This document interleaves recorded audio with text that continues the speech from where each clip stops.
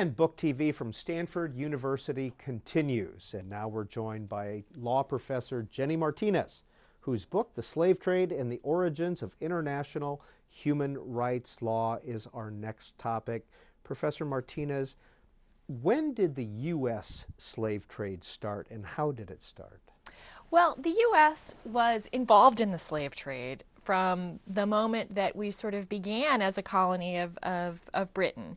And indeed, one of the interesting things about U.S. history is that in the Constitutional Convention, there was a compromise between the states that had slaves and the states that didn't.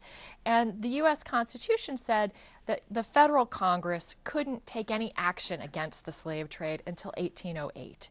And the U.S., at the first moment it could, in 1807, President Jefferson sent legislation up to Congress that banned participation in the slave trade by U.S. ships and U.S. persons, and Congress passed that. And so in 1808, the U.S. prohibited the slave trade, which was a long time before, of course, slavery itself ended in the United States. But the issues were seen as different, and even Southerners were in support of banning the slave trade. Why were Southerners in support of that? There were a lot of different reasons. One was that it was perceived as the more unjust or inhumane part of the traffic, but also they had an economic self-interest, right? They already owned slaves, and the environment in the U.S. was such that slave mortality was not as high in southern plantations as it was in places like Cuba or Brazil, where slaves really didn't live for very long because of the environment and the diseases. Here in the U.S., if they were well treated, as well treated as they could be, they would live for, a decent lifespan. And so slave owners perceived that actually by banning the slave trade, that would increase the value of the slaves they already owned, because it would limit the influx of slaves and the ability of their neighbors to buy new slaves. So it was an odd coalition, really. Well, Jenny Martinez, you have a chart in your book here that shows the, and I want to use the word importation of slaves, correct? What is this showing here? A real, real spike. Yes, there's a real strong spike in the number of slaves entering the U.S. right before 1808. Right before we ban it, because everyone knew that as soon as that clock turned in 1808, that Congress was going to ban the slave trade. Well, the other half of your book is about the international human rights law. Yeah. When did human rights laws start becoming part of this discussion on the slave trade?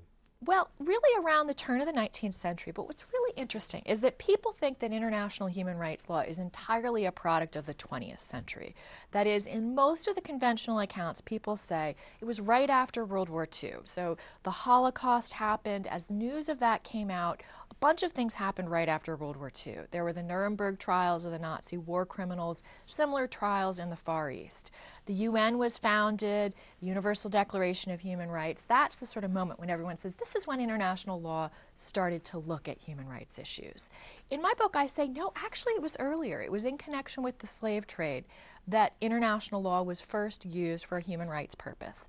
And so in the early 19th century, starting in 1807, 1808, when countries like the U.S., Britain was another country that banned the slave trade around then, and it began to spread throughout the countries that had been engaged in the slave trade, that this was no longer a practice that they wanted to participate in. It was perceived as violating natural rights, the same ideas of rights that underpinned the U.S. Revolution and the revolution in France. As the Declaration of Independence says, we hold these truths to be self-evident, all men are created equal and endowed by their Creator with certain inalienable rights. Well, obviously there was a tension between that and the existence of slavery, but those ideas of natural rights were spreading throughout the Atlantic world. And also there were some religious revival movements. The Quakers, among other religious groups, were very active politically, and they perceived slavery and the slave trade to be morally wrong. And so as those groups became more active in civil society, they started to put pressure on the governments to say, hey, we've got to stop the slave trade.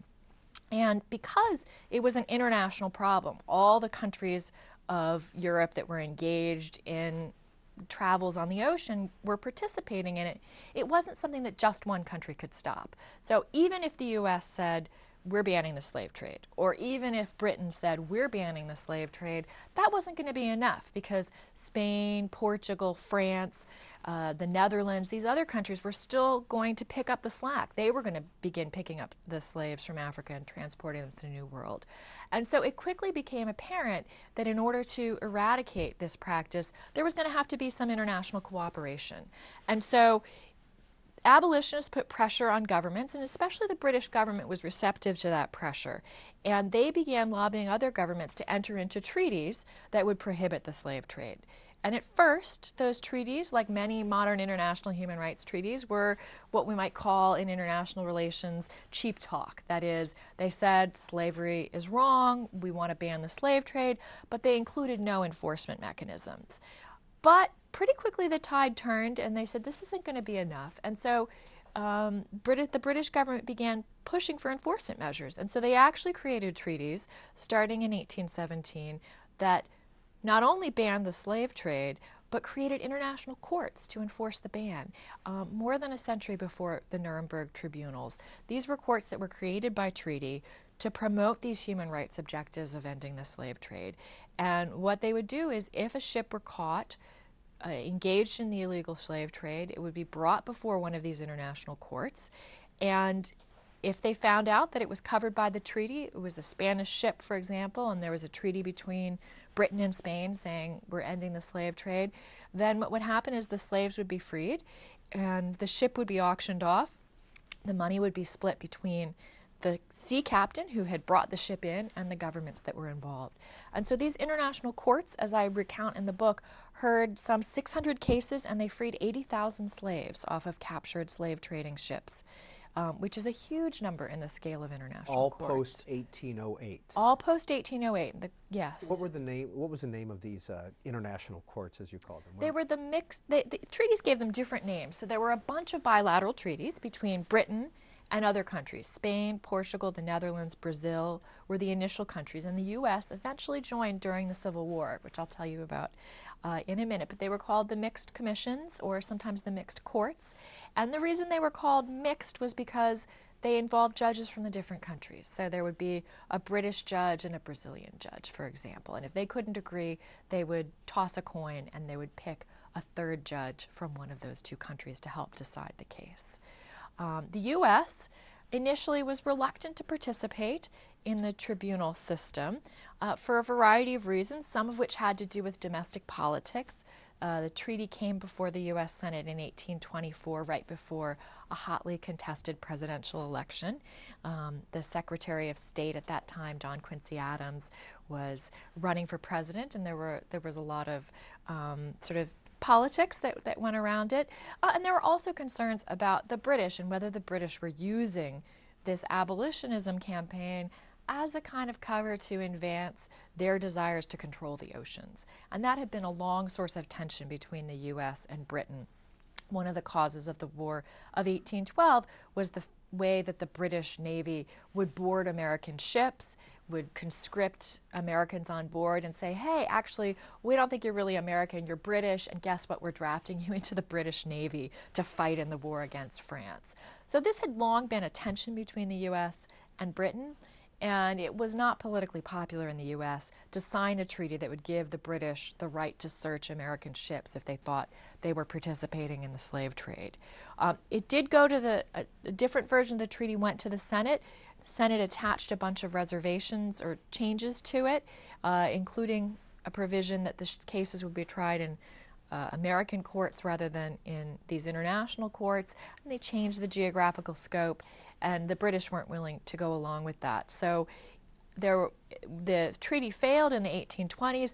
The U.S. and Britain cooperated for a while in the 1830s, where British ships and American Navy ships would patrol off the coast of Africa looking for illegal slave ships of either country. And if the British happened to catch an American slave trade ship, they would bring it over to the American Navy and vice versa. That was kind of an unofficial cooperation. The two navies had worked out on their own on the other side of the world. Eventually, the government said, hey, what are you guys doing? There's not a treaty that covers this. You're just, this isn't something that the governments want to do.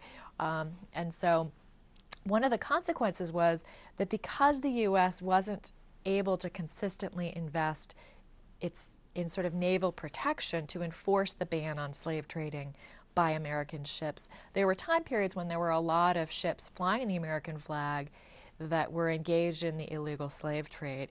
And so it wasn't until 1862, in the middle of the Civil War, that President Lincoln's administration sent the treaty up to the Senate, and it was ratified then, and then